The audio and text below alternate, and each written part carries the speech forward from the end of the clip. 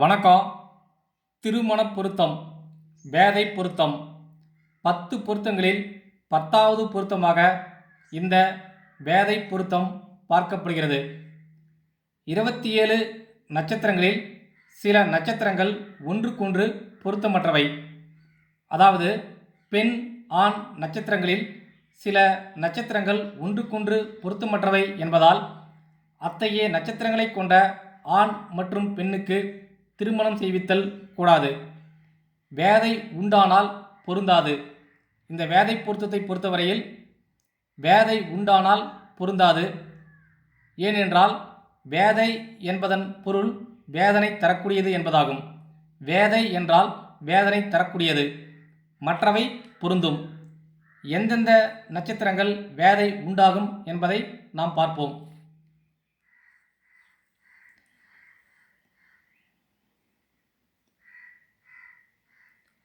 ரஜ்ஜு பொருத்தத்திற்கு எப்படி எழுதணுமோ அதே மாதிரி எழுதிக்கிறோம். இங்கே ஸ்டார்ட் ஆகும்.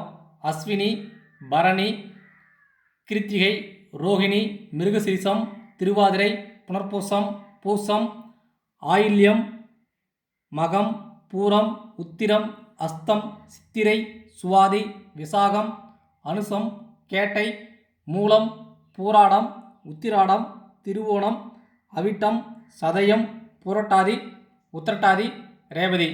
இந்த வரிசையில் எழுதிக்கிறோம். ரஜ்ஜு பொருத்தத்தை பொறுத்த வரைக்கும் இந்த செவ்வாய் நட்சத்திரமான மிருகசீரிஷம், சித்திரை, அவிட்டம் சிரசு ரஜ்ஜு.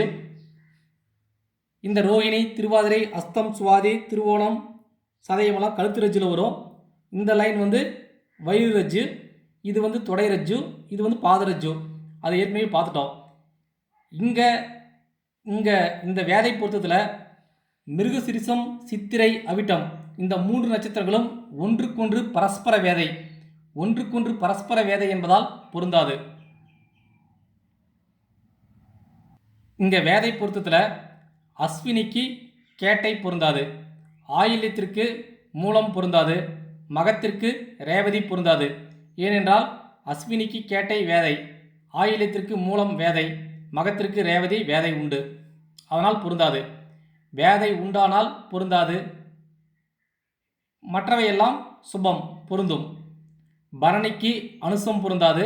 பூசத்திற்கு பூராடம் பொருந்தாது. பூரத்திற்கு உத்திரட்டாதி பொருந்தாது.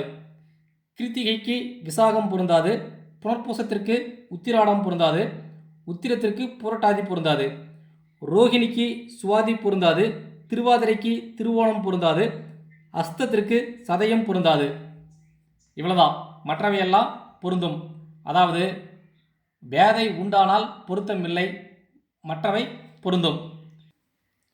இதை இன்னும் சிம்பிளாக பார்க்கணுன்னா இங்கே பாருங்கள்.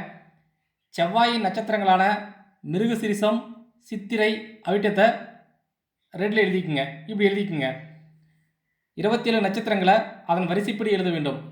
அஸ்வினி, பரணி, கிருத்திகை, ரோஹிணி, மிருகசீரிஷம், திருவாதிரை, புனர்பூசம், பூசம், ஆயில்யம், மகம், பூரம், உத்திரம், அஸ்தம், சித்திரை, சுவாதி, விசாகம், அனுசம், கேட்டை. மீண்டும் இங்கே மேலே எழுதுங்க.